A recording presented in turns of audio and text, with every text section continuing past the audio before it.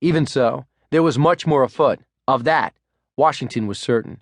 Now that one plan had been foiled, another would soon be hatched, probably with more speed, this time to minimize the risk of leaks. Some delicacy must be sacrificed for the sake of urgency, but could he make his most trusted, most valued, and most secretive ring understand that? He pored over the maps as he would have before a battle. Perhaps there was a way to convey messages across the Hudson River or via Staten Island. He wrote as much to Talmadge, urging him to talk to Culper Sr. about such an option, hoping to impress upon the ring the importance of timely reports. The Culpers, meanwhile, were enjoying something of a reprieve from their oppressive worries that had plagued them of late. Colonel Simcoe had left his reluctant hosts, the Townsends, and led the Queen's Rangers back to the mainland in an effort to capture George Washington. They had failed, and Simcoe was now being held prisoner by the Americans. Woodhull, no doubt voicing the sentiments of numerous people, concluded his letter to Talmadge on December 12, 1779. Were I now in the state of New Jersey without fear of law or gospel, I would certainly kill Colonel Simcoe for his usage to me. In the same message, he included a blank sheet containing a stained letter from Townsend, with whom he wrote he planned to celebrate Christmas. Holiday leisure was a luxury the commander-in-chief could ill afford, as the fate of the entire revolution rested upon his shoulders. Even as Woodhull wrote that his fears are much abated, Washington felt a growing sense of urgency to see the cracks in New York's armor pursued even more aggressively.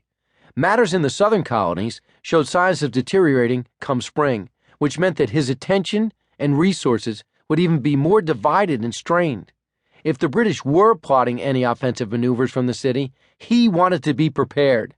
Washington must have communicated his urgency to the ring because Amos Underhill visited Townsend's shop with increasing frequency and, starting in mid-January 1780, appeared in his ledger 4 times in just over 3 weeks.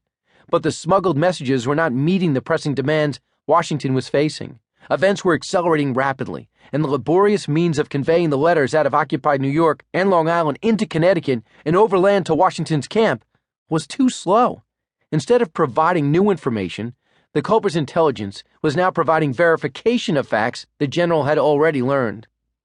His accounts are intelligent, clear, and satisfactory, consequently would be valuable, but owing to the circuitous route through which they are transmitted, I derive no immediate or important advantage from them, Washington wrote Talmadge on February 5th. And, as I rely upon his intelligence, the only satisfaction I derive from it is that other accounts are being confirmed or corrected by his, after they have been some time received. He was not unsympathetic to the tremendous challenges his ring faced, most specifically, the risk Culper Jr., who lived and worked in the heart of British operations, endured every day. I am sensible of the delicacy of this situation, and the necessity of caution, Washington added to his letter, as if realizing the harsh tone of his criticism in the preceding lines directed to his favorite spy. He wants to suggest that he may be able to provide Culper Jr. with more direct possibilities for moving the letters out of New York, though he acknowledged the risks involved in expanding the ring beyond its current members. I have hitherto forborne, and am yet unwilling to mention persons to him as the vehicles of conveyance, lest they should not prove so trustworthy and prudent as we could wish. A few weeks later, Woodhull found himself writing back to Washington, informing the general of detailed ship movements, as well as warning him of even more potential risk from greatly increased scrutiny and enemy presence in Setauket. 2 regiments is to be stationed in this town. If it should take place, it will, I fear, entirely ruin our correspondence, to prevent which I shall give you early intelligence of their motions from time to time, that you may be prepared to give them a fatal blow at the beginning, or we shall be totally ruined. The reprieve Woodhull's emotions had enjoyed in December had proved all too brief. It was March now, which meant increased activity could be anticipated with the spring thaw.